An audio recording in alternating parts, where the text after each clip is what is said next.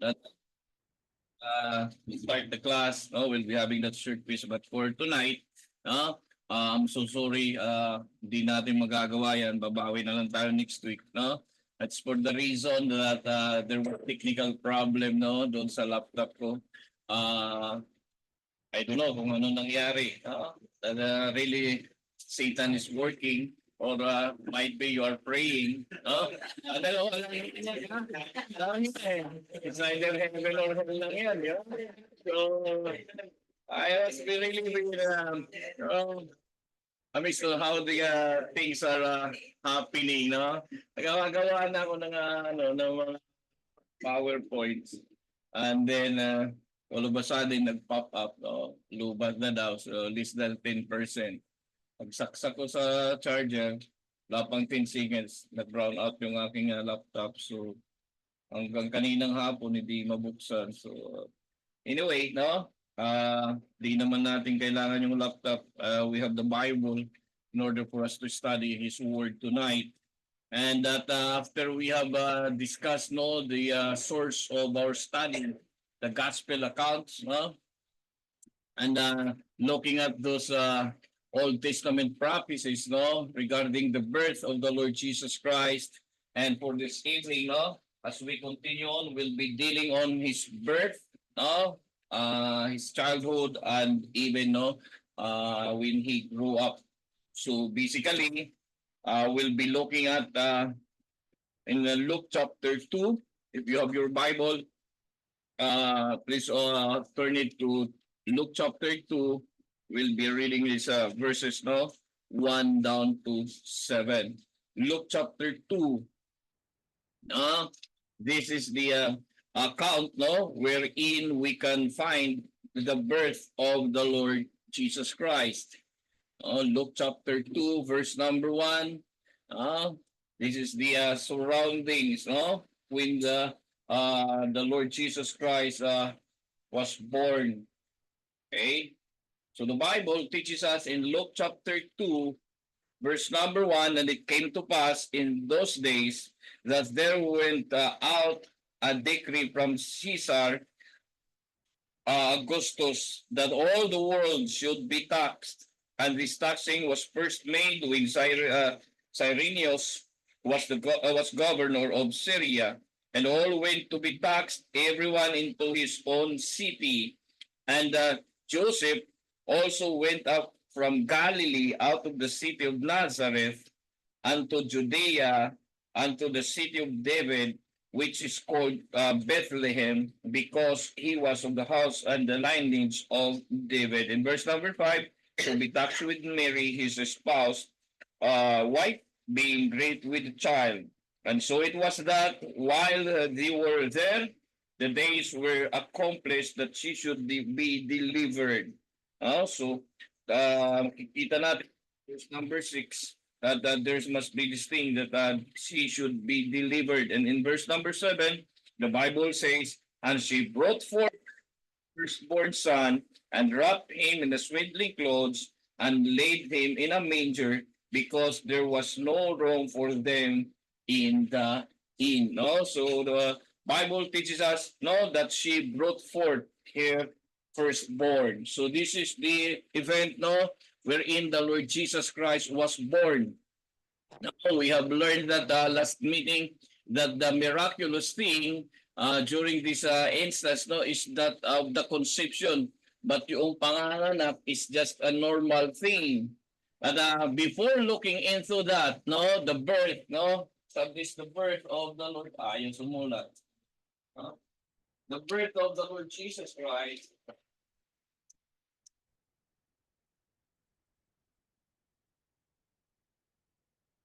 Let's take a look first no the event no that happened.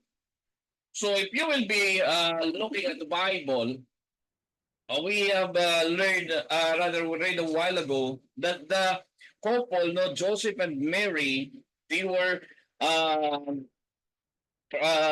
they traveled, no, going back to Bethlehem in Judea, because there was that decree, no, from the government that all should be taxed. So if you will be looking at that, no, from the place where they are, no, in Galilee, no, naandun sila in Nazareth, no, and they traveled back to Bethlehem in Judea. So more or less, no, according to the records, sayang no, mayroon sana akong present na yung distance from that place, no? When they traveled from Nazareth to Bethlehem, that's around 88 miles or 100 kilometers, no? Nandun sa may bandang dulo hanggang sa baba. No, kasi yung Judea nasa baba, din yung Galilee na nasa may north, sa taas, no? And that you will be looking into this matter, no, why they need to travel to that place wherein they are residing, no? Doon na sila naninirahan. If you still recall, no, the announcement made by the angel to Joseph and to Mary, no? They were at that place, no, in Galilee. But because of these things, no, yung order from the government, no, there was that decree from Caesar Augustus, no? That means he was the emperor during that time, that all must be taxed, no? So yung taxing ano noon, it is an activity of the government, no, to determine the population, or sa ating panahon census. O pagka nagbayad ka ng buwis noon, no, nagpalista, yun po yung isang ano ng census sa atin, tinitingnan kung sino. And that the very reason why they have to travel from Galilee, no, from Nazareth papunta sa Judea, sa Bethlehem, because as we look at, no, yung lineage nila, yung kanilang pinagmula, no, when you have to look up Mark and Luke, no, makikita natin, no, na they are coming from a tribe of Judah. So yung place ng tribe of Judah ay nasa Judea. And that, no, specific place na pupuntahan nila, they are of the other descendant of King David, and that King David was a resident, or his place was Bethlehem. Kaya pumunta sila doon. No, yun po yung rason. Kasi okay naman, parehas lang naman yung magbabayad. Di isang lugar, ay isang gobyerno lang. But the very purpose of that, no, is to determine yung population, because during that time ang taxation, no, ginagamit din nila yon for their census. So that is the very thing, no, na dapat nating maunawaan. And that, imagine that, no, how obedient they are to the government. No, nag-travel sila for around 140 kilometers, 88 miles. Ang panahon noon, wala pa namang mga four wheels, di ba? Ang camels, yun yung kanilang sinasakyan. So they have to travel from that place, no? Maganda if you have this opportunity, no, even tonight, you can search it, no? Yung map, no, during the Lord Jesus Christ time, no, when he was born, makikita nyo talagang malayo yung distansya. So 88 miles or 140 kilometers mula Bacoor. Punta pa ata, mas malayo pa ng sa mga Santa Cruz, Laguna eh. So yun. So that is one we need to understand, no, how these people are so obedient to the government. It was because we all know that the government, no, it was established by the Lord. Kaya nga sa atin, no, bilang mga mananampalataya, we have to obey the government. Kahit na pagdating sa tax.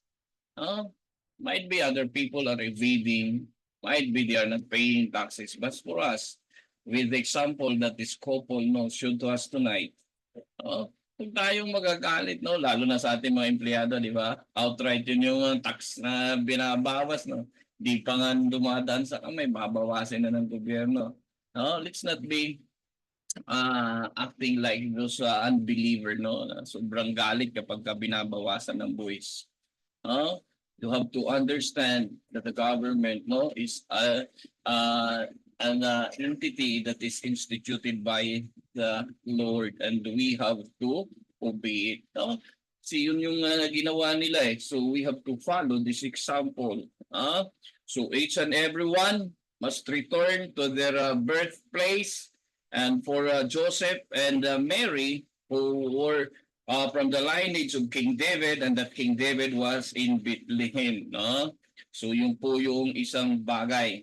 And another one, no, with these things, while they are in Bethlehem, so it was been put into place the prophecy that the Lord Jesus Christ will be born in Bethlehem. And another one in verse number 7, ang sabi doon, and she brought forth her firstborn son. So that means the firstborn here, take note, firstborn, ibig sabihin si Mary, hindi nga yung pinag-aralan natin last meeting, hindi talaga totally immaculate. No, kasi mayroon pang susunod yan kasi first, no? And second, and third. And even the Bible will teach us, no, that the Lord Jesus Christ, no, mayroon sa mga brothers, no, and a sister. No, kaya it was been specified, no, implying that Mary, no, and the other children, no, and you can find it there, no, in some of these verses in the Bible. Okay.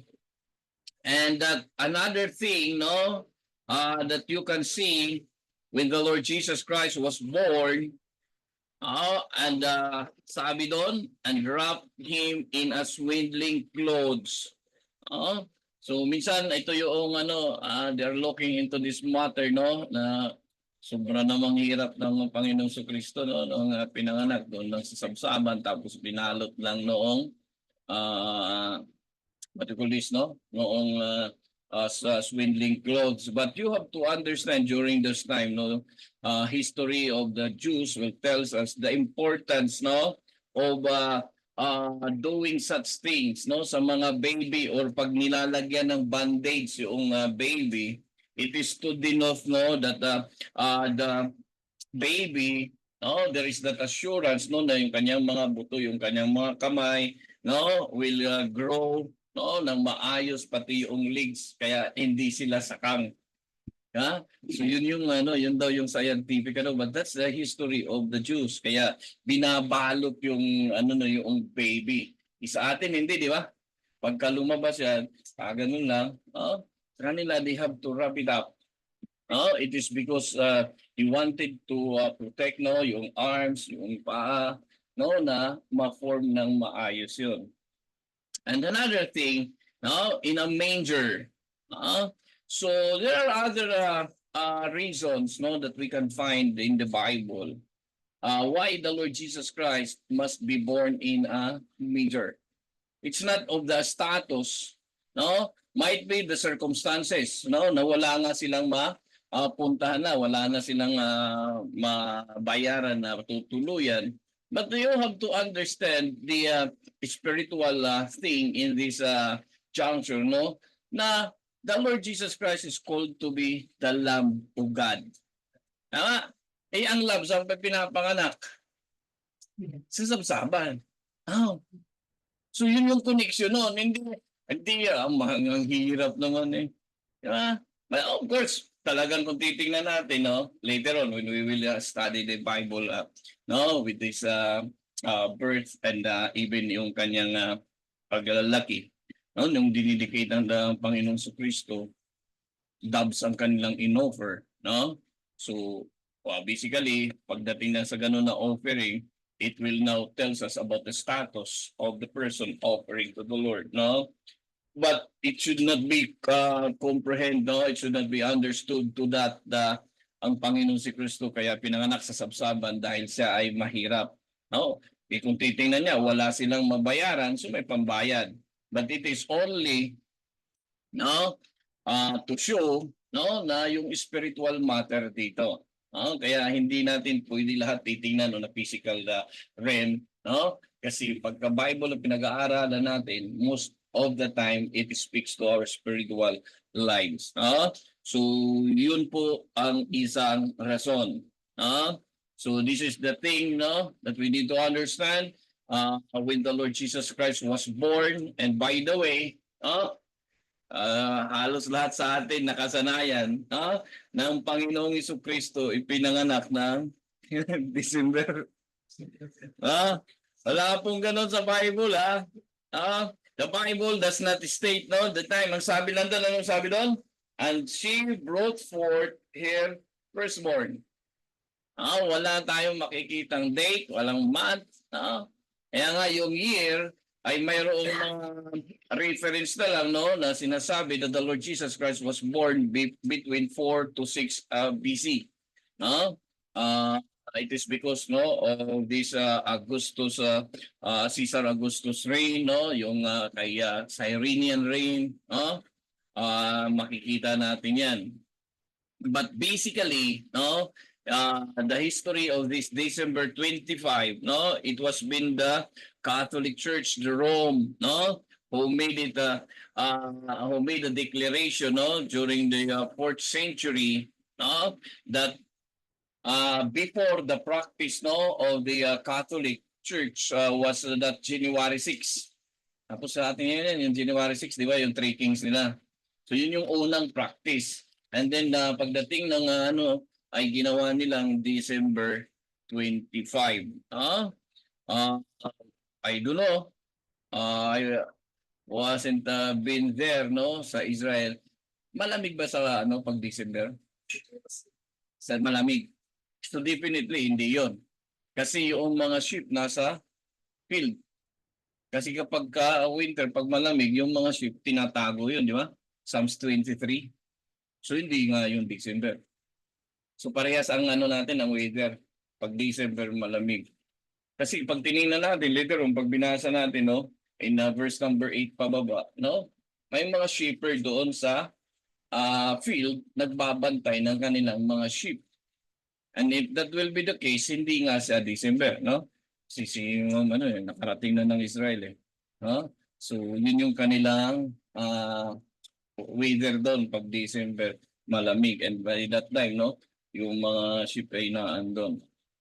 Okay, so kung ano man yan, no, natin, kung ako tatanungin nyo, anong conviction ko, no? Walang problema, mag-celebrate sila ng Christmas, no, sa December 25. But for us, I don't know with you people, no, but for me, no, it should not be. Kasi hindi naman yun yung inaano ng Bible kung kailan ipinanganak ang Panginoong Kristo. Sabi nga ng isang preacher na akin napakinggan, pwede naman celebration ay araw-araw. What is important is that we know that the Lord Jesus Christ was born, and it is because we wanted to show to this world that the Lord Jesus Christ become man just like us, and that He was born. Yun yung pinaka-importante. Kasi kung importante yung date, maniniwala ko, no? Sasabihin yun sa Bible. At ano nga pinag-aralan natin? John 20:31, no? It is written for us to believe that the Lord Jesus Christ, that through Him, we might have a life. Yung pizza ba ng kapanakan ng Panginoon Kristo may kinalaman sa salvation? Wala naman. Yung sabi doon, maniwala ka lang sa Kanya. Sige. Mag-iisip pa tuloy kayo. Ano kasi ginagawa ng mga tao. No? That's my conviction. No? Even sa church, no, we do not allow that. No? Yung ganun. But there are other churches, no, na may ginagawang ganun. Celebrating. Okay lang kumain, mag-celebrate, mag-party, but not to the extent, no, that the reason for such, no, celebration is because the Lord Jesus Christ was born. Okay, so yun yung kasi hindi po December 25. Yung pagbibigay ng regalo pag Pasko, okay yun? Siyempre, di ba? Ikaw ba, tatanggi ka ba? Bibigyan ka naman ng regalo, social ka naman, di ba? Pero kasi kakibat yun sa Pasko, pagbibigay ng regalo. At saka dito pala sa atin sa Pilipinas, ang pinakamatagal ang Christmas. 25 hanggang January 6. Pero pagdating ng September nga, nag-uumpisa na yung mga awitan. So those things, just want to bring these things out for us to know, but even to tell others about the importance of this birth of the Lord Jesus Christ. All right. Secondly, not only the birth of the Lord Jesus Christ that we need to understand, but we also have to understand, the surroundings and even the people who know the birth of the Lord Jesus Christ. In verse number 8 of Luke chapter 2, ang sabi ng Bible, and there were in the same country shepherd abiding in the field, keeping watch over the flock by night. So yun nga po ang sinasabi ko, no? Na nandun yung mga shepherd. And lo, the angel of the Lord came upon them, and the glory of the Lord shone around about them, and they were sore afraid. And the angel said unto them, fear not, for behold, I bring you good tidings of great joy, which shall be to all people.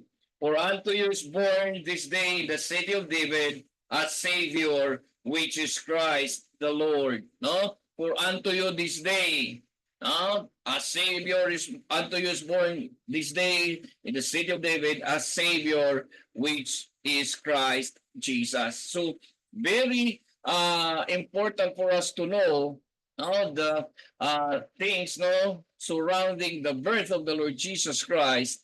That number one, it brought glad tidings, a great joy.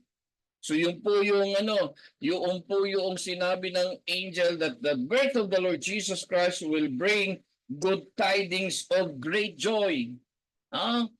Hindi po yung kapanganakan ng Panginoong Kristo dapat sa ating mga mananampalataya ay panahon na tayo ay parang nagluluksa.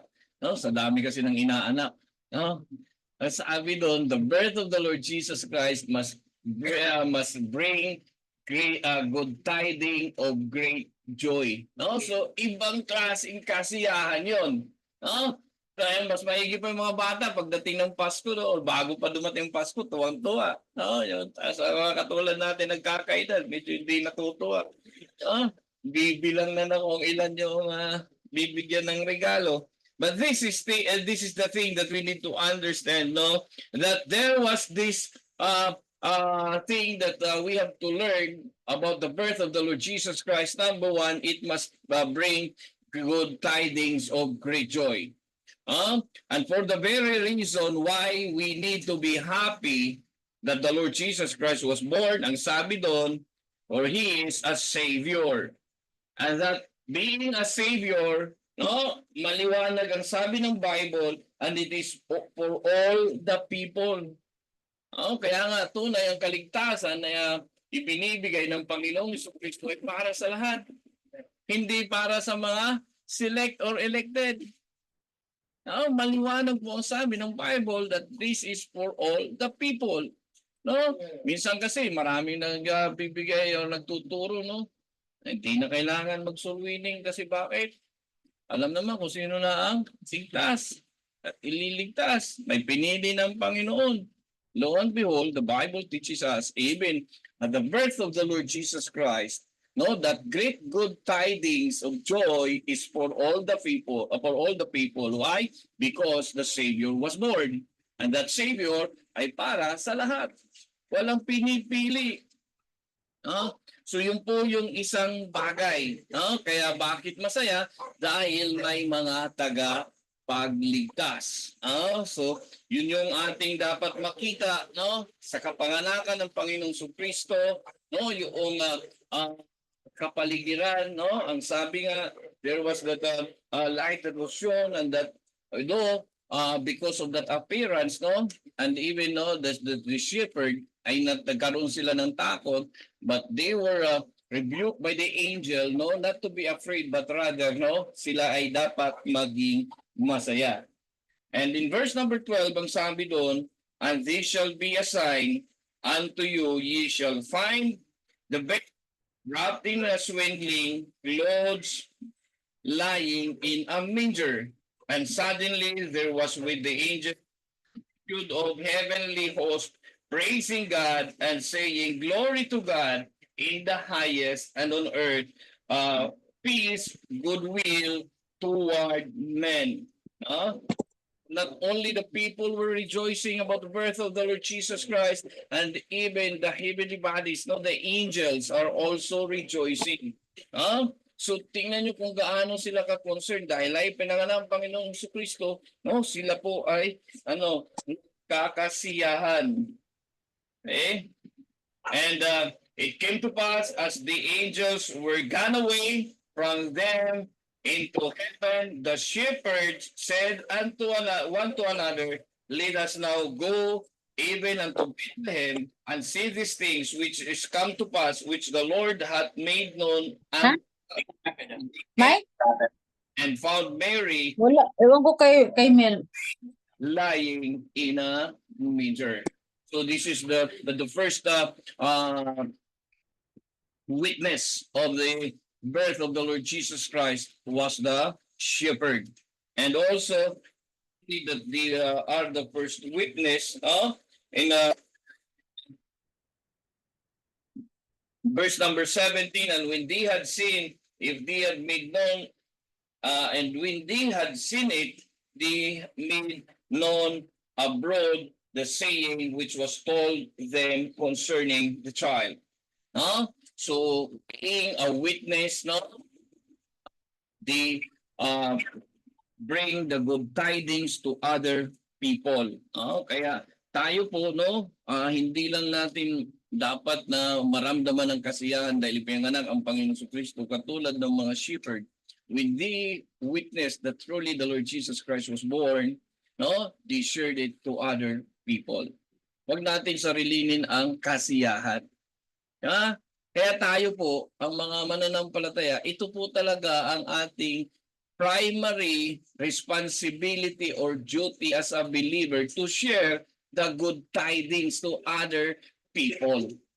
Kasi kung yung dalawang yun, okay na sa kanila. Sinabi ng angel, ng patunayan, nakita nila, totoo yung sinabi, that there was a babe, was found in that manger. Okay na. Alam nila that the babe is the Lord Jesus Christ, the Savior. Pero anong sabi doon? After they have, and when they had seen it, they made known abroad the saying. Kaya nawa, ito yung magbigay sa atin ng encouragement. And even yung talagang magbibigay sa atin ng push upang ipamahagi yung magandang balita. Yung dalawang shepherd na yun, kanilang nakita, nasaksihan ang magandang balita na ipinanganak ang tagapagligtas, na ganun din yung maging buhay tayo. So you might be telling us, yung mga nababasa natin sa commentary, the shepherd was the first missionary to the Jews, but it doesn't matter naman kasi, whether it is of the Jews or to the Gentile. What matters the most is the act of sharing the gospel. Nagkataon sila naandun sa Bethlehem. Sino ba ang una nilang makikita? So dapat yun po yung ating maunawaan. Kaya ang kailangan sa kapanganakan ng Panginoong Jesucristo, yung kasiyahan na mararamdaman at nararamdaman natin ay dapat ipamahagi natin yun. That the Lord Jesus Christ, the Savior, was born on the day, and that just like the shepherd, kaya went abroad, to make known what they have witnessed. Kaya tunay nga po, ang isang mananampalataya na tunay na ligtas ay siya lang ang mayroong karapatan na magbahagi ng Ebanghelyo. Yes, but the Bible is telling us, kasi they witnessed it, nakita nila tayo, kapag nagbahagi tayo ng kaligtasan ng Ebanghelyo, ano ibabahagi natin kung hindi natin naranasan ang kaligtasan? So yun po yung isang bagay. Kaya ako, pardon me with this word, kapag mayroon akong nalalaman na isang mananampalataya na hindi nagsusuluining, hindi nagsishare ng gospel, alam niyo po anong conviction ko doon? I am always praying na tunay ngang ligtas ang taong ito. Kasi yun po yung kailangan. Kapag ligtas ka, kailangan ibahagi mo yung naranasan mo. Just like the shepherd, they have seen, they witnessed, and they felt that joy. no? And the joy is not exclusive for them, and it is for the people. Kaya ipamahagi natin yun. And on verse number 18, and all they that heard it wondered at those things which were told them by the shepherds. So imagine kung ano ang epekto katulad ng ginawa ng mga shepherd. So, ganun ang dapat na gagawin ng bawat isa sa atin bilang mga mananampalataya. Now, let's be a witness of the great good tidings of great joy. No? The salvation that was brought with the birth of the Lord Jesus Christ. And take note, if we will be doing this, but Mary kept all the safety and pondered them in her heart. And the shepherd returned, glorifying and praising God for all the things that they had heard and seen as it was told unto them. No? There is joy in serving Jesus. Totoo po yun. And that, no, the very witness of these things, the shepherd, when they returned, no, they were glorifying. Their heart was truly overflowing with joy. Naranasan nyo naman, di ba? Gospel, di ba? Iba ang pakiramdam. Kahit hindi pa nga mag-pray yan ng sinner's prayer, the moment that you have shared the gospel, no, ang saya ng pakiramdam. Iba yung kasiyahan. Because the Bible teaches us that is, no, good tiding of great joy. Hindi lang sa good tiding, mayroon pang nakalagay na great. Diba? So imagine niyo, kumpara mo, manalo ka ng ano sa loto. Anong mas masaya? Totoo lang. Let's say, magkano ba ng loto ngayon? Hindi kayo tumataya. Hindi ko na. Kala ko tumataya, di ba? Nanalo ng loto. There is the joy, but the Bible teaches us, no, that that joy is not only a joy, you know, an ordinary, but a great one. And one thing, no, it gives us an opportunity to glorify God. And we have to take note of this in Revelations 4:11, that it is another duty of man to give glory unto the Lord. You are worthy to receive glory and honor and power. Kaya pag tayo nag-share ng gospel, hindi natin pinupuri sarili natin. Ang Panginoon, no? Katulad ng dalawang shepherd, and they are praising God. What is the reason why we need to praise God when we share the gospel? Kailangan pa ba magpuri, magpasalamat sa Panginoon dahil nakapag-share tayo ng gospel, isinunod na nga natin ang Panginoon? Yes, it is. Why? It is only by the grace of God. Pag wala yung biyaya ng Panginoon, kahit gaano tayo katalino, kahit gaano natin kasaulado, yung John's Road, Romans Road, John 3:16, whatever method that we use in soul winning, hindi natin magagawa yun. And sabi ng Bible, it is only by the grace of God. As such, we need to praise the Lord for using our lives to share the gospel. Katulad ng mga shepherd. Kaya wag tayong, I don't know, with you people, no, wag tayong mabigat yung kalooban pagdating sa soul winning. Dahil yan ang dapat na ginagawa ng bawat isa sa atin dahil tayo ay naka-witness na nangyari sa atin. And we need to share that just like this because it will also give us an opportunity, no, to glorify God, which is another duty of man. Hindi lang pag-share ng gospel, kung hindi ang pagbibigay kaluguran sa pangalan ng Diyos ang kailangan maunawaan na responsibilidad ng bawat isang mananampalataya. And to praise God, it is also one of our duty. Why? Because it is only by His grace, saying, thank you, Lord, for enabling me to share the word. So tunay nga po, no, that we need to understand, no, yung kapanganakan ng Panginoong Jesucristo. And with that, no, I hope and I pray that truly each and every one of us as believers, no, will have that sense of responsibility now, no, looking at the life of the shepherd, being a witness, no. So tandaan po natin yan, At sana pagdating ng panahon, dahil alam na natin ito, o maituro din natin sa mga mananampalataya na dadalhin ng Panginoon, no? Church na ito, upang sila man ay ating maturuan, no? Na kailangan ay tayo po, no, magbahagi ng ebanghelyo sa mga tao. Okay? Anything that any questions, any other matters that we need to understand about the birth of the Lord Jesus Christ and some other things surrounding the event, no, when the Lord Jesus Christ was born. Okay? So that's about the birth. Let's have this infancy. Yung pagka-baby naman niya. So from the birth, no, the next thing to do is to learn about the infancy of the Lord Jesus Christ.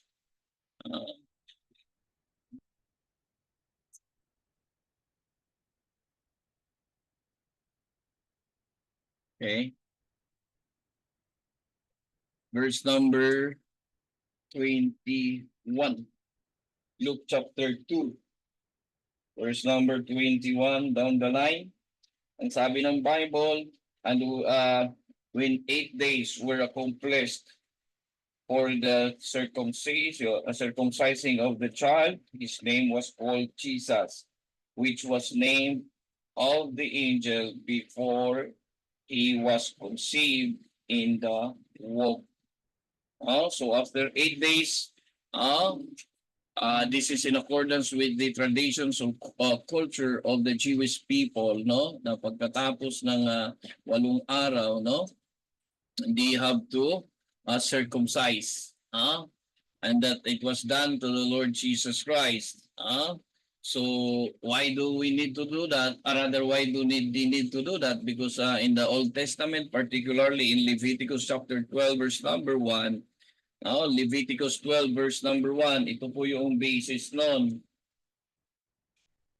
Leviticus chapter 12 verse number 1.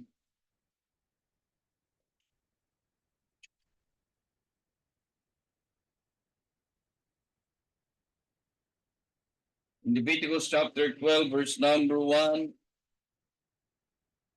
Ang sabi ng Bible, and the Lord spake unto Moses saying, speak unto the children of Israel saying, in verse number 2, no, speak unto the children of Israel saying, if a woman have conceived seed and born a man child, then she shall be unclean 7 days according to the days of the separation, for her infirmity shall she be unclean. And in the 8th day, the flesh of his foreskin shall be circumcised.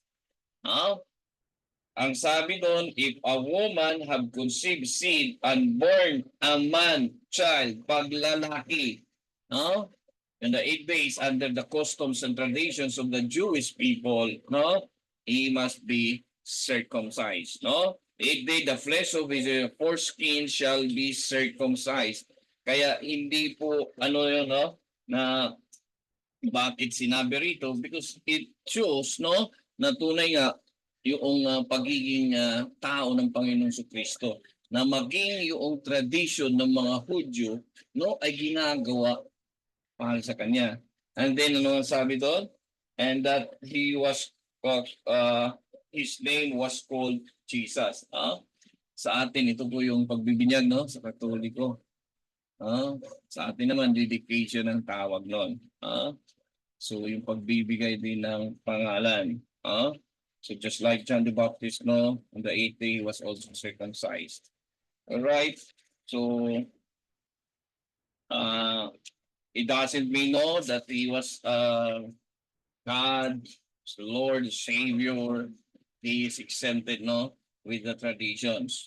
Kaya ano rin ang ating dapat makita, minsan kasi tayo, lalo na pagka may mga pagkakataon na yung traditions ay nakalakihan, nakamulatan, akala natin lahat yan ay hindi na dapat ginagawa ng mananampalataya.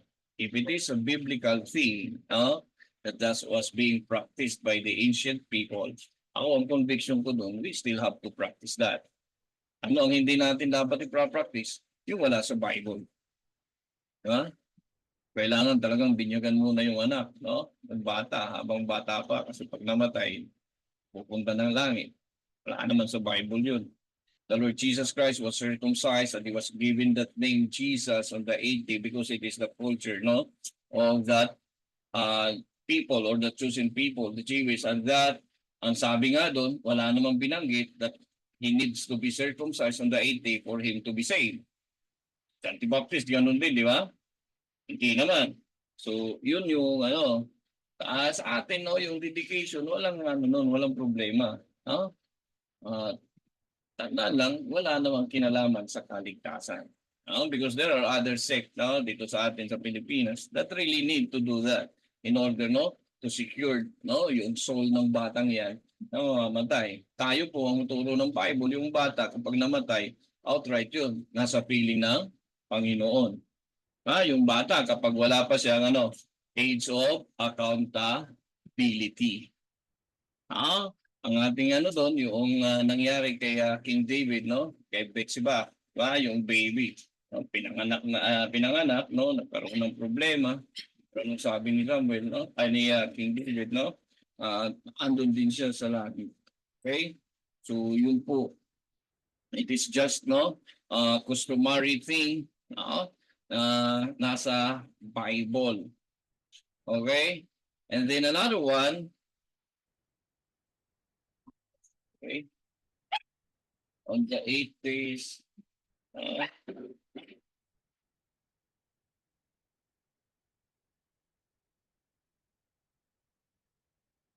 okay, in verse number 22, sabi ng Bible, and when the days of their purification according to the law of Moses were accomplished, they brought him to Jerusalem to present him to the Lord. So ito naman yung 40 days, the child will be presented to the temple, or yung dedication, that will be done, or rather the Jewish people are doing it after when the child is now 40-year-old. It must be dedicated, in Leviticus chapter 12 verse number 4, and even in 6 to 8, balikan natin yon so that we can have that reference, for these people during the day, the time when the Lord Jesus Christ was born. And she shall then continue in the blood of her purifying 3 and 30 days. She shall touch no hallowed thing, nor come into the sanctuary until the days of her purification be fulfilled. So 3 and 30, that is 30 days. Kanina, kung titingnan natin sa verse number 2, mayroong 7. Yung verse number 2, ang sabi doon, speak unto the children of Israel, saying, if a woman has conceived a seed and born a man-child, then she shall be unclean 7 days, plus 30 and 3 days, it will now become 40 days. So minsan, wala naman sa Bible yung 40 days, di ba? But anong sabi doon sa verse number 22, and when the days of her purification according to the law of Moses were accomplished. So nung natapos daw yung day of purification, and going back to Leviticus chapter 12, ang purification ay equivalent to 40 days. There is that first 7 days and another 30 and 3 days, a continuing purification. Okay? In verse number 5, but if she bear a man-child, then she shall be unclean 2 weeks in her separation, and shall continue in the blood of her purifying 66 days. And when the days of her purifying are fulfilled for a son or for a daughter, she shall bring a lamb in the first year for a burnt offering, and a young pigeon or a turtle dove for a sin offering unto the door of the tabernacle of the congregation unto the priest. Huh? So that is the thing. So when that purification was done, they brought the Lord Jesus Christ to the temple to present him to the Lord.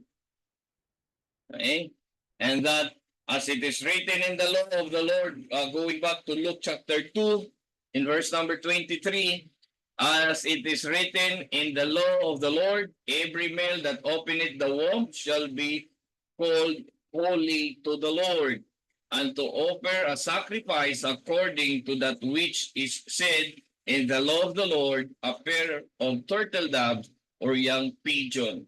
And behold, there was a man in Jerusalem whose name was Simeon, and the same man was just and a devout, waiting for the consolation of Israel, and of the Holy Ghost was upon him. No? So another thing, no, that we need to understand during the infancy of the Lord Jesus Christ, not only the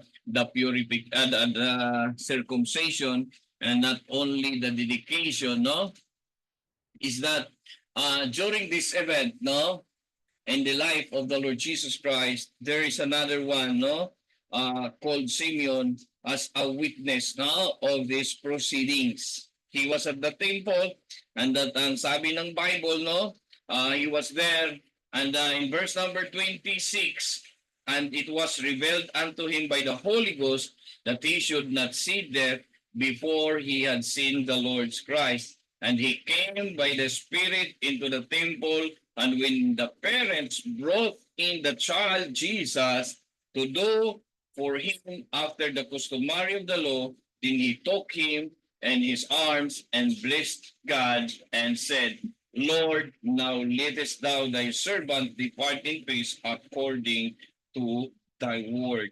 For mine eyes have seen the salvation. So imagine, no? For mine eyes have seen the salvation. So tayo, no, minsan sa mga pagkakataon, no, akala natin ordinaryong pangyayari lang sa buhay natin, but when it comes to our spiritual life, no, it must always be of importance.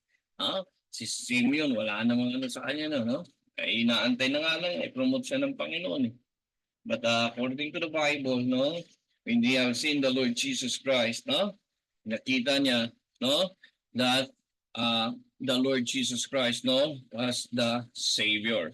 Okay, so he immediately recognized, no, the Lord Jesus Christ. And minsan, no, hindi naman natin maano rin yan sa mga tao na kahit na nagsishare tayo ng gospel, they are not able to recognize the Lord Jesus Christ because according to the Bible, they are blinded, no, by Satan. Kaya lang ang nakakalungkot sa atin po, marami nakakakilala sa Panginoong Kristo. Pero hindi nila kinikilala si Yesu Kristo na tagapagligtas. Si Simeon, 40 days pa lang yung bata. Na-recognize niya, but it's not his person. The Bible teaches us it is the Holy Spirit. So what does it mean for us? When we share the gospel, let's always invoke the help of the Holy Spirit to convict the heart of the people, of that unbeliever to come to know the Lord Jesus Christ. Kasi kahit na gaano natin ipagdikdikan, ipagpilitan ang salita ng Diyos, ang Ebanghelyo sa mga tao, kung wala ang pagkilos ng Banal na Espiritu, di yan makakakilala. Si Simeon, di ba, maliwanag. And it was the Holy Spirit, no? Yeah, ang sabi doon, it was the Holy Spirit. And it was revealed unto him by the Holy Ghost that he should not see the death before he see the Lord Jesus Christ. And he came by the Spirit into the temple, and when the parents brought in the child Jesus to do for him after the custom of the law, then took he him up in his hand and blessed God and said, Lord, now lettest thou thy servant depart in peace according to thy word. For mine eyes have seen thy salvation. So, yun yung isang bagay, no? Huwag tayo minsan sasama ang loob, no? Kapag yung mga tao na sinisira natin, parang wala naman sa kanilang kwenta, no? Baliwala lang. Because that is the natural man. They do not have that opportunity to recognize the Lord Jesus Christ. Why? Their spirit are dead, sabi ng Bible. So they need the Holy Spirit to help them recognize that the Lord Jesus Christ is their Savior. No? Unless the glorious shine of the gospel shone upon them, no? Hindi nila makikilala yon. No? Kaya we have to be reminded with these things. No? As believer, we are a witness to others to bring the light, just like what Simeon did. No? He saw the light. No? So we must bring this light, no? Because the Lord Jesus Christ is light, and we have that light in our heart. No? And that we can bring that, no? Kaya tayo bilang mga mananampalataya, no, yun yung ating dapat gagawin. And there are other things, no, that are recorded in the Bible in this instance when Simeon, no, saw the Lord Jesus Christ. Ay makikita that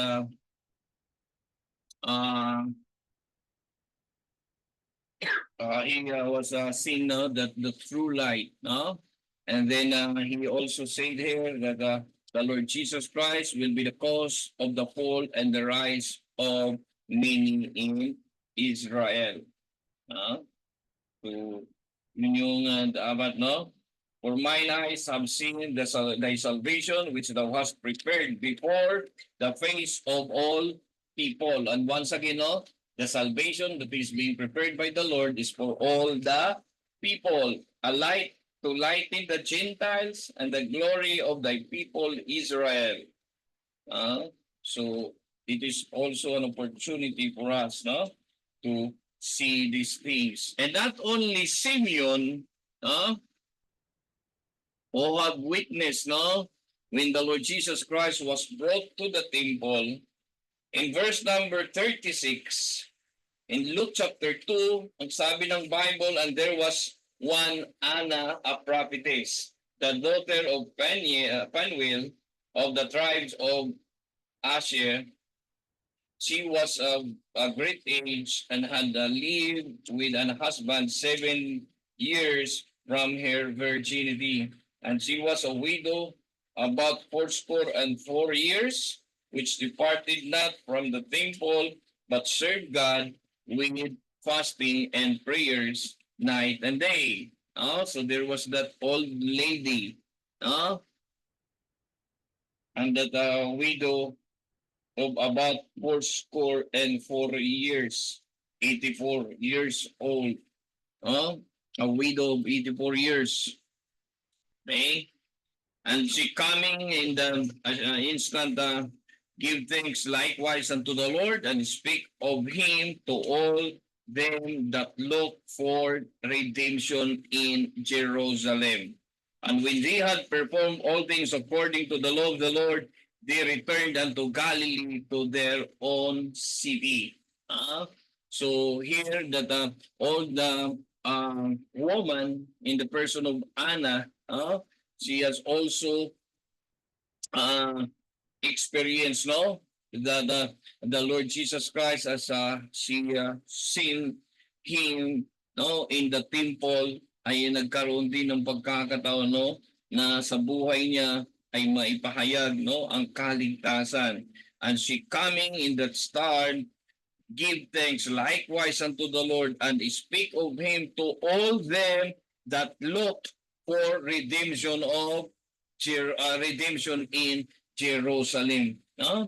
So nawa, no, tayo katulad ni Ana, no, hindi tayo mamimili ng pagkakataon kung saan po pwedeng ibahagi ang ebanghelyo. Si Ana, nung nakita niya, she was in the temple, right there and then, she told it to the people that this is the Savior. Wala dapat tayong pinipiling circumstances sa buhay. Let's always pray to the Lord that God use my life, no? That your gospel, that your word, that the good tiding and great joy with good tiding, no, must be uh, filled by other people, no, sa pamamagitan ng ating pag-share ng gospel. No? Ang tanda nyo, ang ano doon, nagtitipon-tipon yung mga tao. No, minsan tayo, kapag may mga gatherings, nahihiya mag-share ng gospel. It's like Diana, no, seizing the opportunity to share the gospel. May mga pagkakataon, whether it is a birthday, whatever celebration in the family, we need to do that. Share the gospel just like Anna. Hindi niya na inantay kung ano pang sasabihin, no? It is an opportunity when she saw the Lord Jesus Christ in the temple, no? And there are a lot of people, no, waiting for the Savior. Sinabi niya rin. Kaya minsan, ang ano natin mga Pilipino, nag-aantay pa tayo pagsabihan. Si Ana hindi na. Yeah? This is the opportunity. Kapag mayroon tayo nakikitang pagkala-kala, kaluluwa din yan eh. Kaya mayroong okasyon na kung saan tayo na andon, let's pray that the Lord will use our lives. Remember the shepherd? They have that overflowing joy. Huh?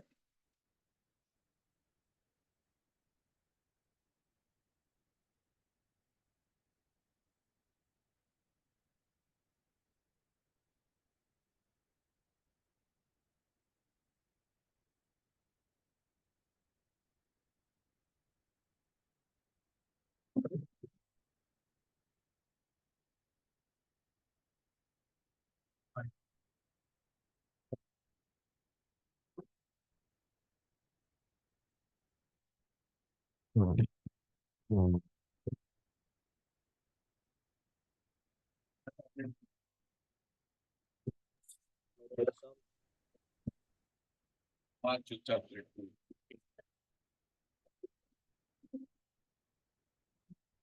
Oh, so sige guys, di na natin siguro basahin, no? Let's just give a background here. Ito po yung instance, no, na yung mga wise men, no? Hinanap nila ang Panginoon sa Kristo. Now, when Jesus was born in Bethlehem of Judea, in the days of Herod the king, behold, there came wise men from the east to Jerusalem, no? So from the east to Jerusalem, malayo din yung kanilang nilakad. So these are the wise men. Hindi po yan mga hari. Walang three kings. So they are the wise men from the east to Jerusalem. And take note in verse number 2, saying, where is he that is born King of the Jews? For we have seen his star in the east and are come to worship him. So again, ito pagpapatunay ng Panginoon sa Kristo, no? Ay hindi lang para sa mga Hudyo, no? Para sa lahat yun. And these wise men, no? They are not from Jerusalem either, no? They are from. So there was that opportunity, no, that we have to learn. Siguro basahin nyo na lang, no, yung mga ilang verses pa ba.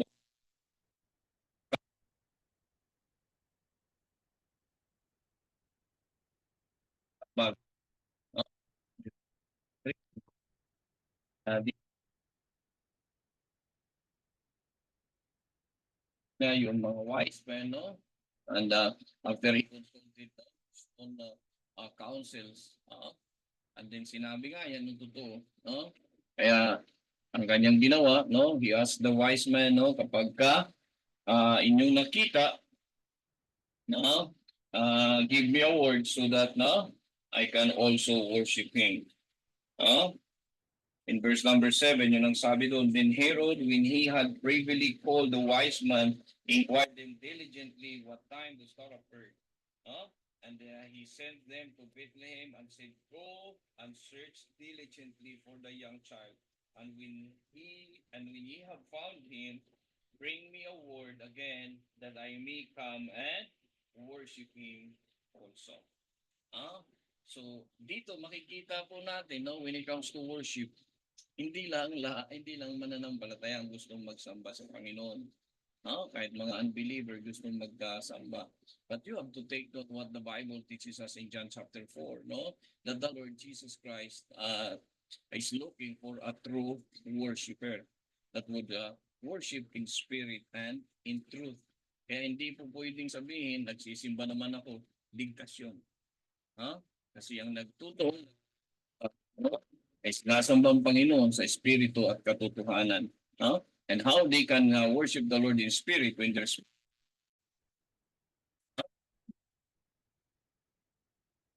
when they are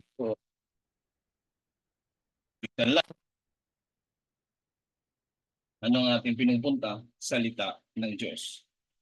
No? Kaya hindi tinuturo yung preaching ng Diyos. Yun yung pagpapatunay na ang tao. Sasamba siya.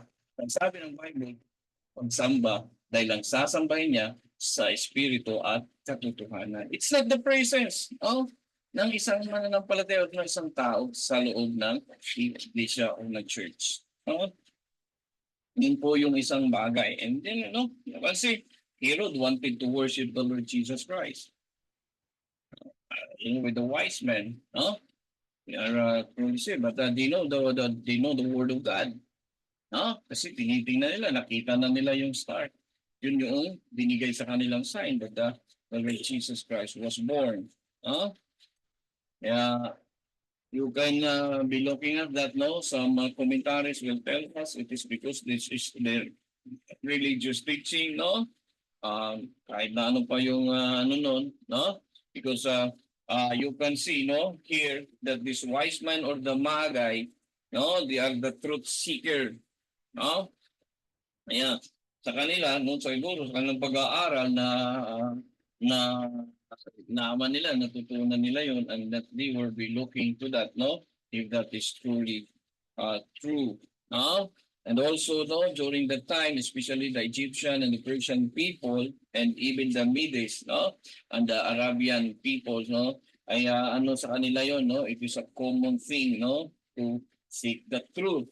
And truly, it is the real characteristic of unbeliever, who is always seeking the truth. Why? The truth will set you free in John chapter 8. And saan dapat sila ma-free from the bondage of sin? Kaya lang, merong ginagawa nga si Satan, they are being blinded. But the real state of those people, unbelievers, are seeking truth. Because that is the only way for them to be freed from the bondage of sin. For the truth will set us free. So you can see there. And here, let's jump now sa verse number 11. I just want to point out this thing. Come into the house.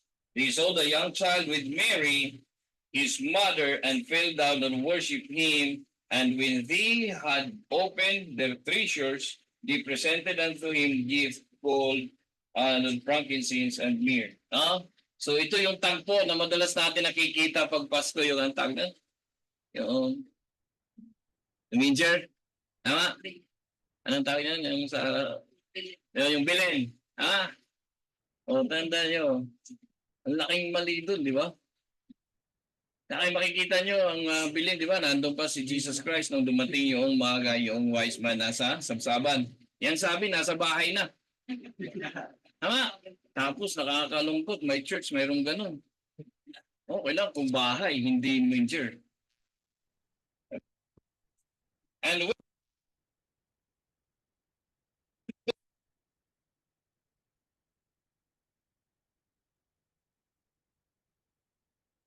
kasi matagal na rin yan.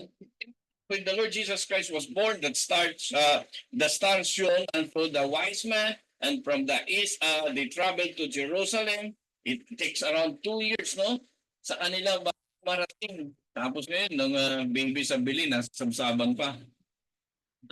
Kaya sa kanila, si Jesus Christ hindi lumalaki. Kasi tingnan yun ang totoo na account sa Bible. Ano? Nakakalungkot no, parang even those professing to be believers, no? Mayroon pang ganun. Mali naman. Ha? No? Oh, wala akong problema kung may biling kayo o hindi. Dapat itama lang. No, dapat hindi pa eh. Pinag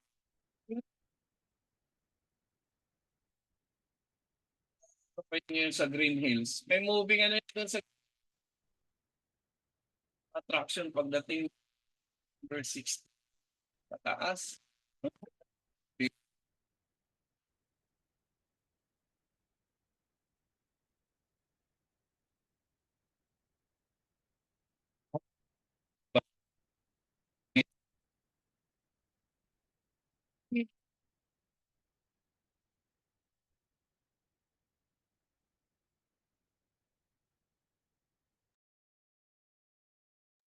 Wait, wala na yung sound tip.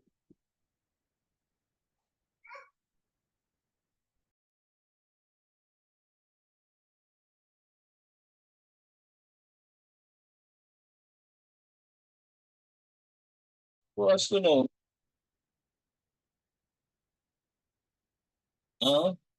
so this wise man who will be traveling knew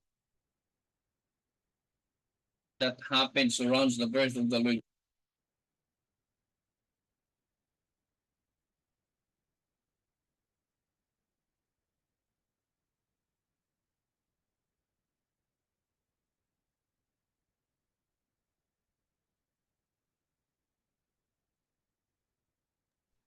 Wala na. Wala na yung sound.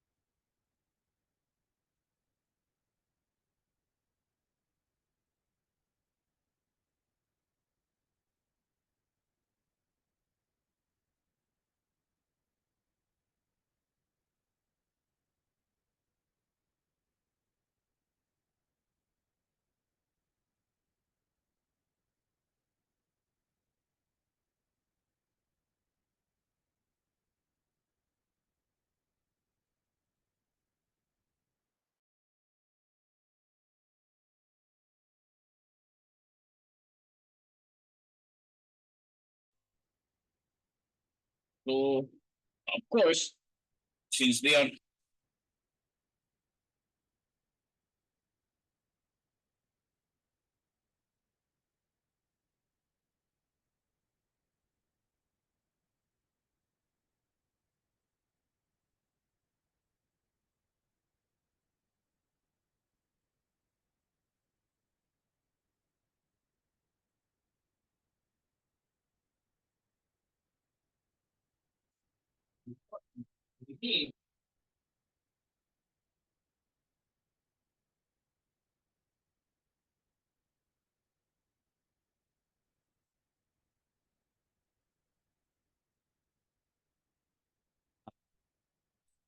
dapat maunawaan.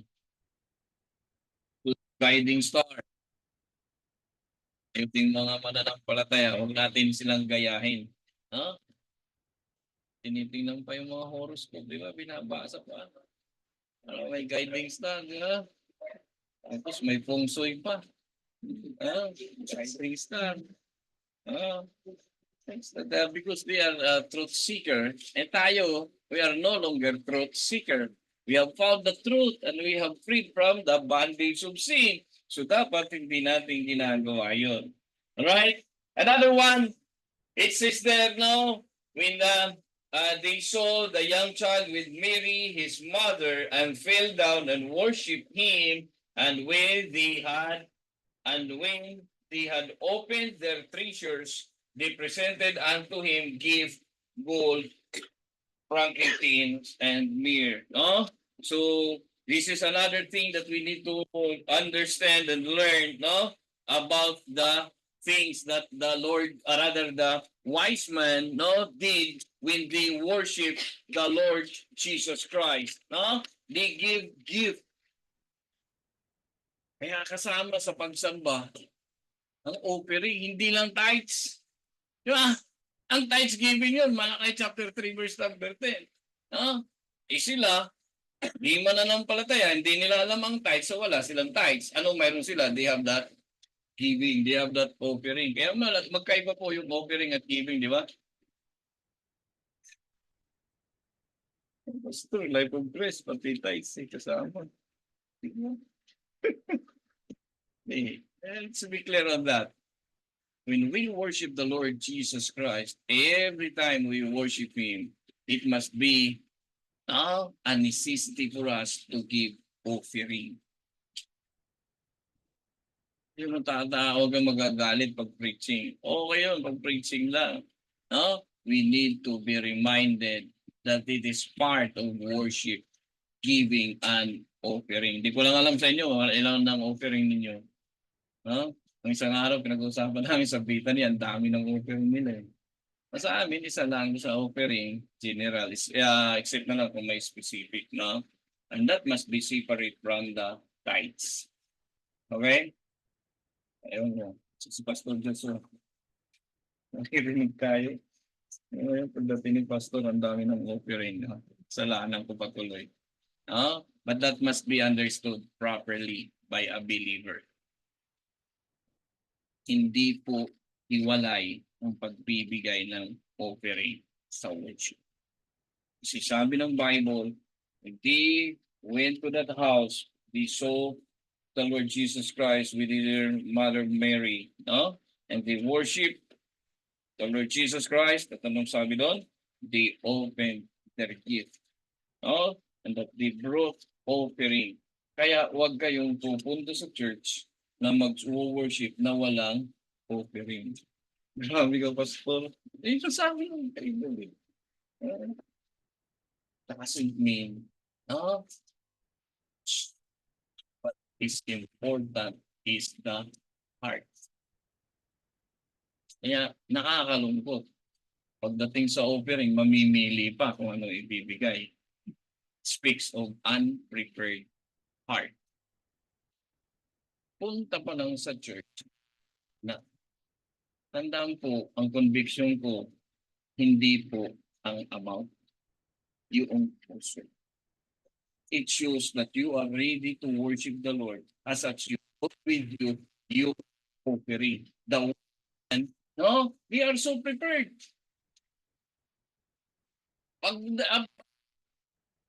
Padala na nila yan eh. Kaya nung nakita nila ang Panginoong Kristo, they worship first and then they give their offering. No, so dapat ganun tayo. Pagka lalabas ng bahay, magkano man yan, no, ang ating puso ay handa. Whether it is a piso, 5 piso, no? Doesn't matter. What the Bible teaches us is our attitude towards worship. Kaya ipinakita yung mga wise men is for us to learn from them. No? Yun po yung isang bagay. And their offerings, no? Tandaan nyo, their treasures. Characteristics of offering is a treasure. Ano yung treasure? Mahalaga. Ako, I really do not subscribe about the value. Ang kahalagahan. Kaya ang ibinibigay na offering, hindi yung tira-tira. Treasure yan, pinapahalagahan mo. Imagine this wise man coming from the east, traveling to Jerusalem. No? May napakinggan na akong preacher. No, nung panahon na yon, mayroon naman mga hold-upper na, mga masasamang tao, and they are traveling, no, from a far country. At alam natin kung anong mode of transportation nila. No? ano pa rin, no? Camel or mga hayop.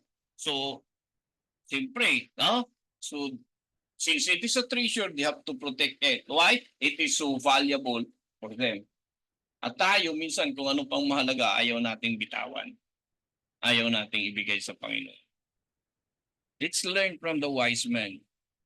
They have their treasure, and that was so valuable to them. And they give it unto the Lord. Why? For us believer, we have to understand the cost of our salvation is the life of the Lord Jesus Christ. And that is so valuable to the Lord. Pero ibinigay niya para sa atin. No? Tapos tayo kapag makapagbigay,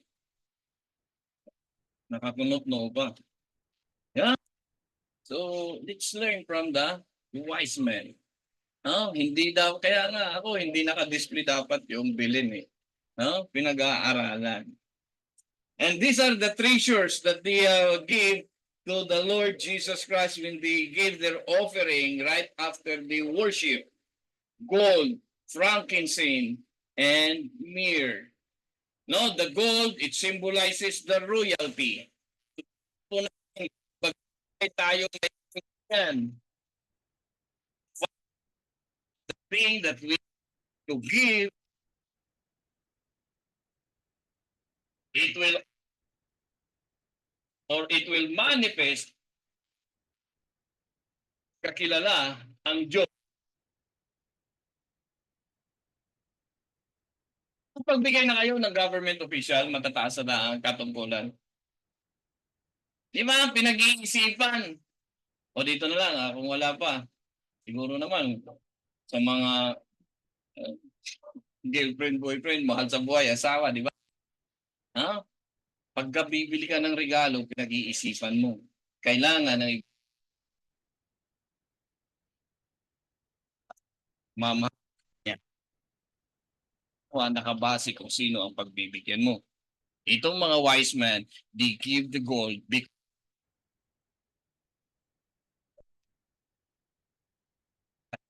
kaya nga, where is that king of the Jews?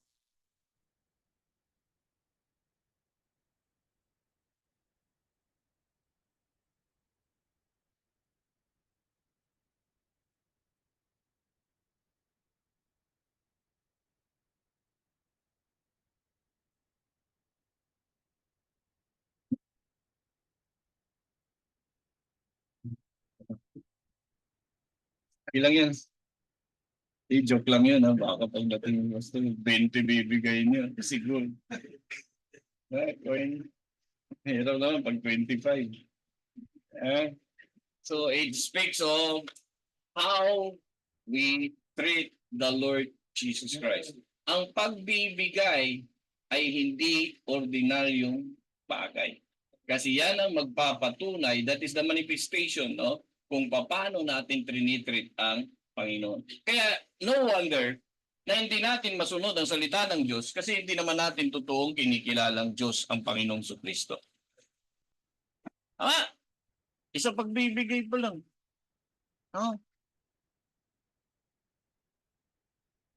Sa pagbibigay, makikita na kung gaano natin kakilala ang ating binigyan. So they give gold because it symbolizes the royalty. It represents the kingly authority of the Lord Jesus Christ. Kaya huwag natin siyang bibigyan ng tira-tira. Kasi ang ibig sabihin niya ng pagkakilala natin sa Panginoong Kristo, siya ay parang pulubi. He is a king. And they also gave that frankincense. The frankincense naman, it symbolizes with the divinity of the Lord Jesus Christ, being God, being the Lord, and that He must be worshipped. And that there is also that myrrh. It is also thing to note that this myrrh represents the humanity of the Lord Jesus Christ, and that speaks about the things to happen, to him being a human, that he will be suffering sorrows, or there will be sufferings, and will lead to a sorrowful life. Kaya yun po yung isang bagay. No? Kaya sa ating bilang tao, alam natin na may na tao tayo, no? Katulad ng Panginoong Kristo, kinikilala nila, no? Na tao siya. Dadaan din yan, no? Sa pagkakataon na malulumbay tayo, masasaktan tayo. Kaya huwag tayo magrereklamo sa Panginoon minsan, bakit ba puro pahirap o hirap ang dinadaanan ko? Bakit ba ako nasasaktan? It is because we are human. Ha? Di naman tayo, ano pa eh, at least kung nasa langit na tayo, we have that glorified body. No more thirst. No? So, yun po yung isang bagay. Okay? So, after this, no, in verse number 12, and being warned of God in a dream that they should not return to Herod, they departed into their own country another way.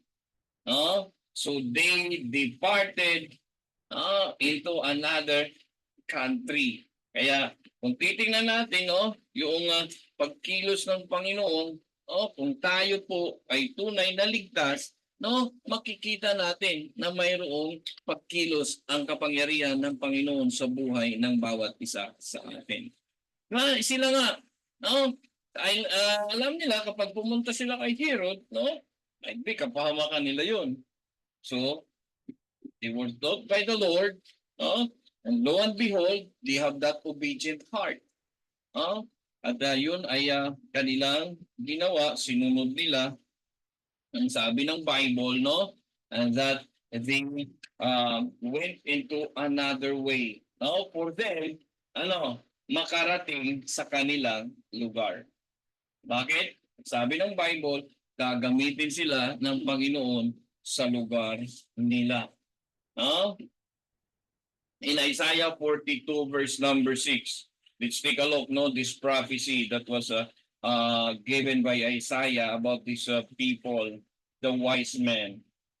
Isaiah 42 verse number 6.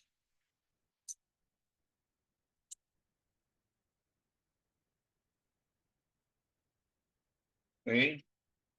Isaiah 42 verse number 6. I, the Lord, have called thee in righteousness, and will hold thine hand, and will keep thee, and give thee for a covenant of the people, for a light of the Gentiles. And kanina, di ba, nabanggit din natin yan doon sa Luke chapter 2, kaya Simeon, in verse number 32 of Luke chapter 2, anong sabi doon? A light to lighten the Gentiles and the glory of thy people. So the Lord uses the wise men, to reach out the Gentiles. As such, He instructed them, para makarating doon sa kanilang lugar. Kaya tunay nga po, ang isang mananampalataya, anuman tayo, especially for us Filipino being Gentiles, kaya we are all a witness, at yun ay isa sa ating mga responsibilidad na ipamahagi ang mabuting balita. And that we need to understand, yung kahalagahan ng ating buhay bilang isang mananampalataya, that we have that light in us, and that light must be brought to the unbeliever, because the Bible teaches us that they are still in the darkness. So they really need the light. Kaya minsan kung ang buhay natin, hindi man tayo nakakapag-share ng gospel, that is in us will shown and be seen by those people around us. Yung ating testimony naman. Hindi lang, saan talagang may pagkakataon na hindi nakakapag-share ng Bible at ng gospel. Let's pray to the Lord that we will still be used by God as a light through our testimony. Mahirap kaya mapagsabihan, Kristiyano pa naman, wala ka namang pagbabago. Bakit? It's not the Bible that says in 2 Corinthians chapter 5 verse number 17, being a believer, we are a new creature. All things are passed away. Behold, all things become new. No? So alam natin that transformation starts from the heart and it must be manifested by the action of each and every believer. As such, let's allow the Holy Spirit to work in our hearts so that it will grow, it will bring forth fruit for us that the people around us will see that fruit. Kasi hindi naman natin magagawa yan, di ba? Ano lang, di ba? Ano ba yung mga fruit of the Spirit? Yung pagmamahal na lang, di ba? Nagmamahal naman kami, Pastor. Totoo naman yun, nagmamahal tayo. Kaya lang, may criteria. Ah, kapag kung sino lang malapit sa atin, sino lang mayaman, sino lang ano. Ah, pero it should not be. The love that the Lord Jesus Christ shown must be for each and everyone. Kahit na hindi ka mahal-mahal. Ano higit sa ating mga mananampalataya, no? Yung mga nag-good news, naranasan nyo na yan? Yung mga bata na uhugin, di ba? Hindi pa nakakaligo, di ba? Ayaw na ayaw natin yan. Sino bang ayaw ng, sino bang may gusto ng mabaho? No? But because of that love that shown by the Lord Jesus Christ and wanted to be seen in our lives, no? Yan ang ayaw ng tao diyan, yung mabaho. Tapos pupunta tayo dun sa mga lugar. Mga bata na hindi pa nga nakakaligo ng ilang araw. No? At yung mga sipon pa. Why we are doing that? No? It's because we wanted to show to them. No? So mahalaga din kasi ang testimony natin. No? We are a light in this world. So let our light so shine. No? Sa bawat pagkakataon, saan man tayo. No? It's not only that the Lord wanted us to share the gospel, but if in case we were not able to share the gospel of the Lord Jesus Christ, let allow the Lord to use our lives through our testimonies. Giging daan din yan para makakilala sila sa Diyos. Because it will open up their minds and have that interest to know what is in you. Dati hindi ka naman ganun, di ba? Dati nakaka-6 ka, nakaka-7 bote, ngayon isa na lang. Laking pagbabago nun, di ba? Alright. Punta sa bote. But that's the thing, no, that we need to understand, that we have to be what? A light. These people, no, the wise men were used by the Lord, no? As the Lord, the Bible teaches us, and being warned of God, in a dream that they should not return to Herod, they departed into their own country another way. So yun yung isang bagay. Then from here, no, let's take a look, no, in verse number 16. Ito na yung nagalit si Herod, no? And that he issued an order, no, na to murder yung mga bata na 2 taon pababa. And that will now give us, no, the fulfillment of what the Lord, the prophet Jeremiah prophesied in Jeremiah 31 verse number 15. No, yung pinatay yung mga maliliit. So when that happened, or rather before that happened, no, let's go back to the life of the Lord Jesus Christ during his infancy. Sayang lang, wala lang yung PowerPoint. Mayroon kasi akong ginawang doon. Nakakuha ako ng resources para masundan natin, no, kung saan nag-travel yung pamilya. Di ba sabi ko sa inyo na transporter si Joseph. Every time that the Lord instructed him to bring the Lord Jesus Christ to that place, ginagawa niya. So here they are now in Bethlehem in verse number 19 of Matthew chapter 2. Matthew chapter 2 verse number 19. 13 muna. Verse number 13 before 19. Verse number 13, and when they were departed, no, this is pertaining to a wise man, behold, the angel of the Lord appeared to Joseph in a dream, saying, arise, take the young child and his mother, and flee into Egypt, and be thou there until I bring thee word, for Herod will seek the young child to destroy. And when he arose, he took the young child and his mother by night and departed into Egypt. No? So pumunta uli sila sa Egypt. No? So alam natin, no, the story tells us, no, na hindi dapat pupunta yung mga Israel doon, hindi nagbabalik. No? Pero here, it is because, no, of what the Lord tells to Joseph, that he must bring the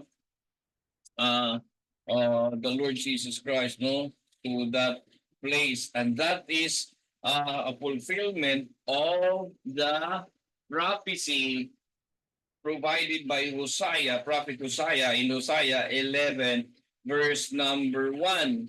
Hosea 11, verse number 1. Ang sabi ng Bible, when Israel was a child, then I loved him and called my son out of Egypt. So here, it was been told, no, na babalik at pupunta din siya sa Egypt. So they went to Egypt.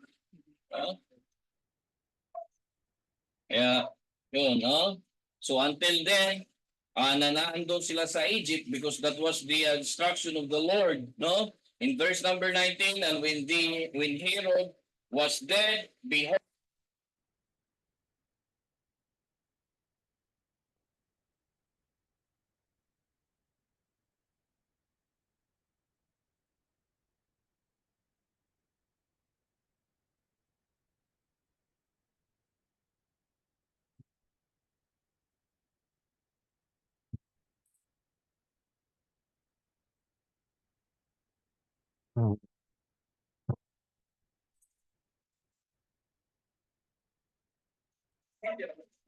and the dream in Judea, in the realm of Herod, he was afraid to go, standing, being warned of God in a dream, he turned aside into parts of Galilee and came and dwelt in a city called Nazareth. No? So bumalik uli sila doon sa Nazareth. No? So, and that is there, no, they are in Nazareth. From Egypt, they went or traveled back to Nazareth.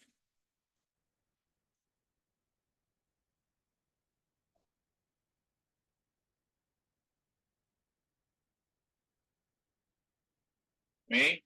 And if you will be looking at Luke chapter 2, verse number 39, and when they had performed all things according to the law of the Lord, they returned into Galilee to their own city, Nazareth.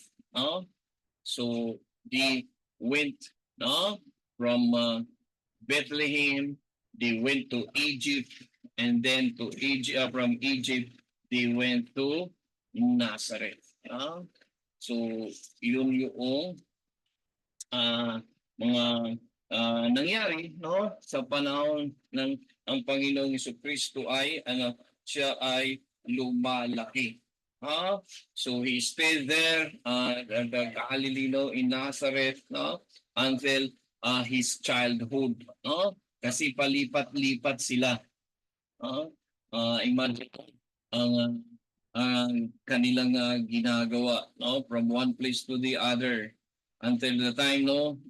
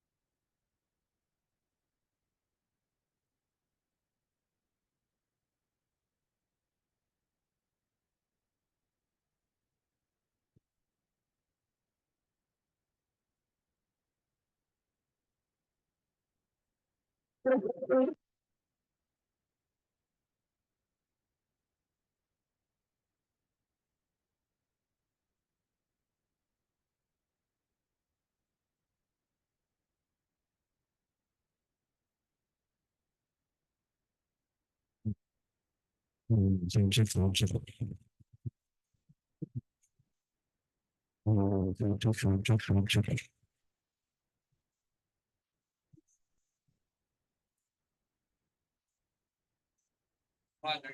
na so ito yung pagkakataon na the Lord Jesus Christ, no, ay medyo okay na yung kanyang pag-iisip, no, and that he was there in Jerusalem, no, and being a young man, no, or a child, age of 12, no, kumbaga, ang isip pa dapat ng bata, no, teenager pa lang, is hindi pa nakapokus doon sa kung ano nga bang ginagawa ng mga magulang nila sa Jerusalem. But let's take a look, no, what happened then. But they, supposing him to have been in the company, went a day's journey, and they sought him among their kinsfolk and acquaintances. And when they found him not, they turned back again to Jerusalem seeking him. No? So that means, no, may sabi nga naiwan si Jesus Christ, no, hindi alam ng kanyang mga magulang, no, and that when he was in Jerusalem, ito po yung nangyari sa kanya, no, and when they found him and when they found him not, they returned to Jerusalem. And it came to pass that after 3 days, they found him in the temple, sitting in the midst of the doctors, both hearing them and asking them questions. And all that heard him was astonished at his understanding and answer. 12 years old, no? Na-amaze ang mga tao sa kanyang sinasabi. But we have to take a look, no, with the culture of the Jewish people, how they educate their children, no? At the age, no, mga 3, 4, 5, no, or basta hanggang 5, no, tinuturuan yan ng mga nanay. No? Tayo, sino nagtuturo ng mga anak natin? Dati nagtuturo, katulong. Ngayon, technology na, gadget na. No? Kaya mga babae ko, mga kapatid, no, pagka nagkaanak, responsibilidad natin turuan ng ating mga anak, no? Hanggang 5 years old. And from 5 to 12, it's now the custody of the father to teach him. Kaya minsan magtatanong, ano ba ginagawa ng Panginoong Kristo when he was growing? No, there is that old proverbs, no, of that Jewish tradition, no, na they need to teach their children, no, the male one, no, about the profession, no, ng kanilang tatay. So with that, no, makikita natin that Joseph was a carpenter. We have to understand, no, na yung ginagawa din ng Panginoong Kristo ay ganon. Kasi yun yung kanilang tradisyon. Kapag ka ang bata, wala pa or hanggang 5 taon ang magtuturo nun ang nanay. Kapag umidad na ng 5 hanggang 12, ang magtuturo na yun, yung tatay. And they will be taught with the following, no? The education, no? Maging ang kanilang physical at ang kanilang spiritual. And they were taught with the Old Testament, no, with the portion of the Old Testament called the Shema. Oh, that is yung kanilang babasahin. And then afterwards, no, i-memorize, di ba? There was an instance, nakalimutan ko lang sa Bible, no, na I think it is in Deuteronomy, no, na dapat ilalagay sa forehead yung pinag-aaralan ng bata, no? Naging tema yan ng aming DBBS na Jerusalem, no? Na nasa frontlets. We'll be looking at next meeting, maalala ko sana. No? So they have to teach, no? So tayo dapat, no, ang pagtuturo sa mga bata hindi lang physical, no? Hindi lang mental, baging ang spiritual. No? Kaya ako, hangang-hanga ako sa mga magulang, no, not to praise them and to boast them, no. Na yung mga bata, maliliit pa lang, tinuturuan na ng mga memory verse. Yeah. Yung dapat ang gagawin, no? Train up the child the way should go. And that the word of God, no, must be taught. No? Hindi dapat ang pagtuturo ng salita ng Diyos sa ating mga anak, hindi dapat iasa sa church. It is the responsibility of the parents, no? When kasi yung 5, medyo okay na eh, no? So dapat turuan na mag-memory ng memory verse, no? And then after 5 years old, 6, 7, 8, 9, and 10, 12, no? Kaya ganun, nung ang Panginoong Kristo nasa Jerusalem, no? Naabi sila, they were astonished, no? So ibig sabihin lang no, let's set aside being God, no? Pagiging Panginoon niya, set aside natin 'yon.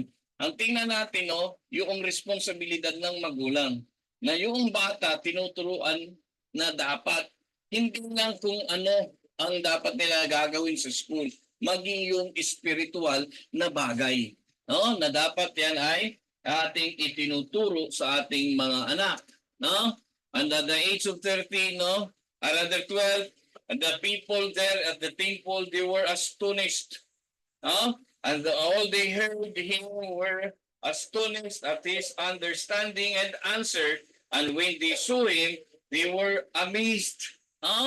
So, di ba, tayo, kapag ka nakakarinig ng bata na spoken in dollar, amazed tayo. Pero sa bata na marunong mag-memorize ng verse of Bible, hindi. Ano bang is more importante? Spiritual. Yeah? So, sasabihin kasi, ang Panginoon Kristo Diyos eh. So sabi ko nga, let's set aside that fact, no? The truth that He is God. What we are after here, no, is yung kanyang pagiging tao na pinalaki sa isang tahanan. Na ginagawa ang kultura na tinuturuan sila ng salita ng Diyos. Yun yung isang pinaka-importanting bagay. And then, after that, no, they saw him, no, when they saw him, they were, amazed. And his mother said unto him, Son, why hast thou thus dealt with us? Behold, thy father and I have sought thee sorrowing. And he said unto them, How is it that ye sought me? Wist ye not that I must be about my father business? No? So ito naman po, no, spiritual side, let's always remember, no, wherever we are, we have a thing to do for our Father in heaven. Anong sabi ng Panginoong Kristo? Continue till I come. And that is telling us that whatever the business that the Lord Jesus Christ started here on earth, we need to do it wherever we are. At yun ang nangyari, pinakita ng Panginoong Kristo when he was asked by his mother, no? Ano bakit yung ginagawa mo yan? Sabi niya, kailangan kong gawin kung ano ang ginagawa o pinapagawa sa akin ng aking ama. No? And that we need to be minded with that. Na tayo, saan man tayo naroon, mayroon tayong dapat na ginagawa. And that thing na dapat natin ginagawa, yung business ng Panginoon. Hindi yung business natin. Nakakalungkot minsan sa church. No? Business ng tao pinag-uusapan. I-share ko lang, I think it was last week. Pastor, pwede ba? Bakit? Pwede itong magamit, no? Paturuan yung mga membro mo. Ano yung tuturo? Ay, sorry na lang po, no? It's not the God's business. Kahit na malaki yung kita niyan, hindi naman yan yung trabaho ng Panginoon. Kung Panginoong Kristo, anong pinakita niya? He was doing God's business. The people were amazed. They were astonished. Pwede ng pagkakitaan nyo. Sige, magtanong kayo, bayad. But that's not the business of the Lord. So, ipinapakita lang ng Panginoon sa bawat isa sa atin. Saan man tayo naandun, no, we have a business to do. And that business is God's business. Okay? And as we close, no, and they understand not the saying which he speak unto them, and he went down with them and came to Nazareth and was subject unto him. but his mother kept all this saying in his heart. And Jesus increased in wisdom and stature and in favor with God and man. Okay, so when it comes to childhood of the Lord Jesus Christ, hanggang dyan lang yung account. Kasi pag tinignan nyo yung susunod yan, ano na, baptism. And what shall we know from these things? Wala namang sinabi ang Bible. Pero tanda natin, yung verse number 52, ang sabi doon, and Jesus increased in wisdom and in stature and in favor with God and man. So, you can see this, no, as believers, that these things are an important things for each and every one of us, no, in preparing for the ministry. Kasi bago mangyari ang ministry ng Panginoong Jesucristo, ito yung huling activity. Diba? So ano pong ibig sabihin yan? No? To increase in wisdom, tayo, no, I don't know with you kung paano nyo or ano ang conviction nyo, but for me, no, before involving a believer in a ministry, see to it, no, that he is mature when it comes to yung pag-iisip. No? Alala nyo, last meeting, no? Si John Mark, bata pa, sinalang na. At backslide. Hindi ko naman yun na inaano, no, na may mga kabataan na nasa ministry. Pero it doesn't mean kasi yung edad. What we are talking here is the mentality. No, yung pag-iisip dapat may maturity na. Why? There is decision making to be made. Kahit na sabihin niya, no, ministry na, hindi. Pagka binigyan ka ng ministry, may decision kang gagawin. Ano walang decision doon? No? Dapat alam mo yung responsibility mo. Na dapat mayroon kang commitment. Kaya nga maraming mga nanampalataya na kahit na nag-uumpisa sa ministry ay hindi nagpapatuloy, it is because they are immature when it comes to wisdom. Akala nila kapag ka nag-involve sa ministry, okay na. And ang Panginoong Jesucristo, pwede niyang gawin kasi 12 years old pa nga lang siya eh. The people were amazed, no? On how he answered them, how they taught them. Pero that's not the point eh. Kasi pagdating sa ministry, may mga decision making yan.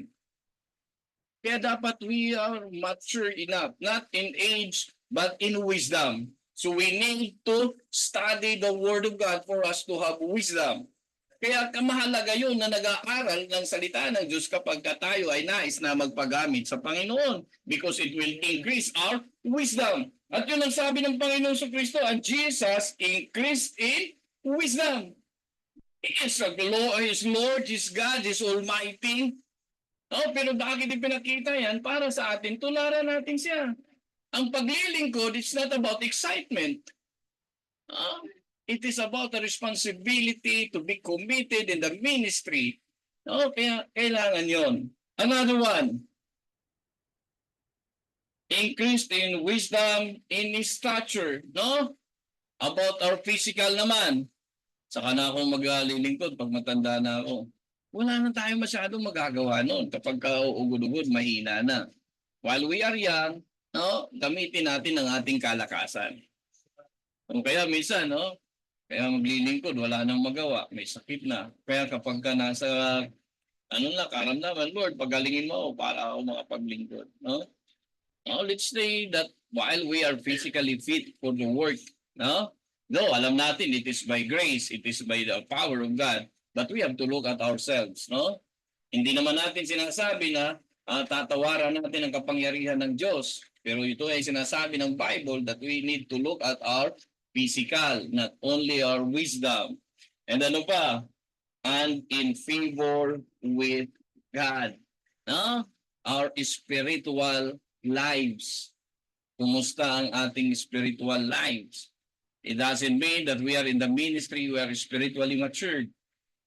No? Sana wala pong gano'n, no? Matured na akong Christian. Ang sabi ng Bible, we are continue growing. And finally, Not only our spiritual, favor in God, and favor with man. No? Our social relationship with others. No? Mahirap mag-ministry, no? Na ang ating pakikitungo sa kapwa ay hindi maayos. Karinig na kayo nun? Sasabihin, kaya lang naman nasa church para makaiwas ng trabaho sa bahay, hindi pa paghugasin sa bahay. Diba? Hindi po ganun. Okay? Remember that we are a witness, not only by sharing the word of God, but even the light that is in us, our testimony. I hope, and it is my prayer, that with the birth, the infancy, and the childhood of the Lord Jesus Christ, no, would give us a great thing to ponder. And let's pray to the Lord that we will learn this by heart and ask the Lord through His grace that we can obey Him. Be a witness like the shepherd. Be a witness like the magi or the wise men. And let's always pray to the Lord, no, that He will use our lives to share the good tiding and great joy to others. Okay?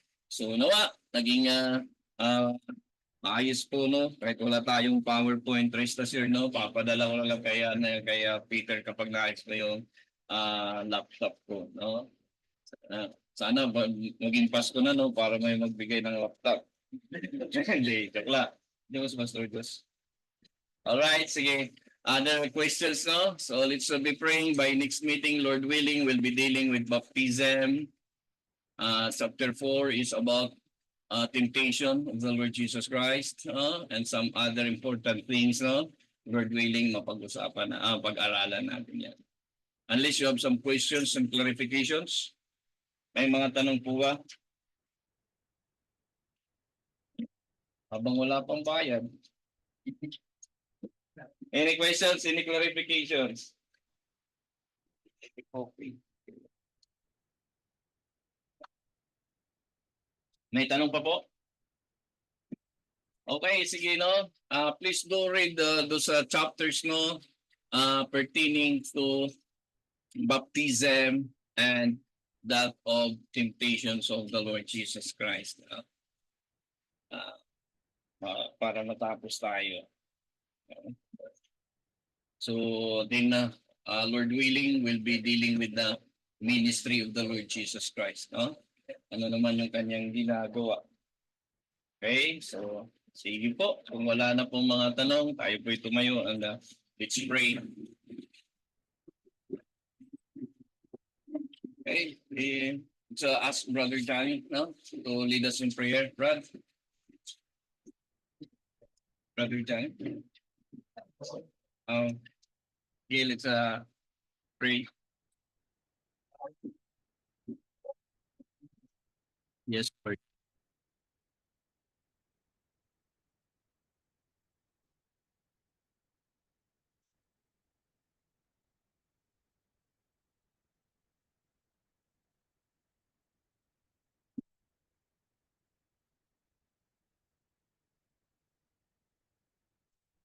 Yes, Lord.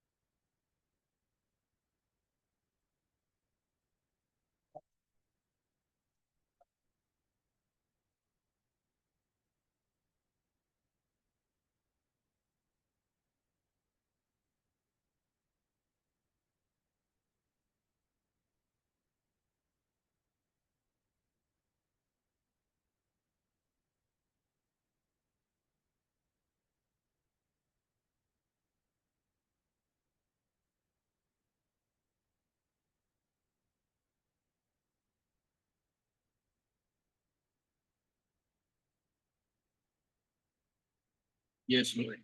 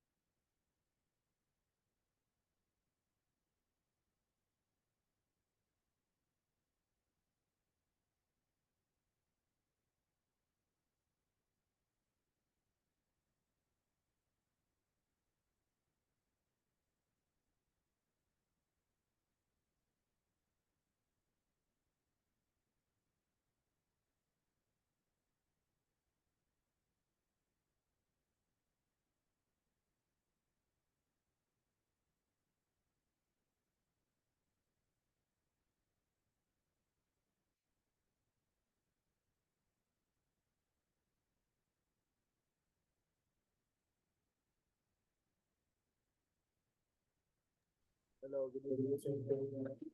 Thank you po. Thank you po, sir.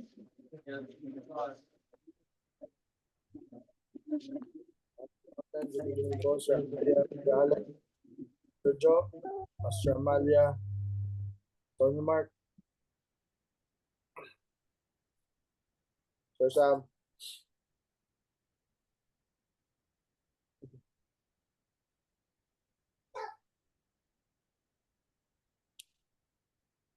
Andrea, Sagan.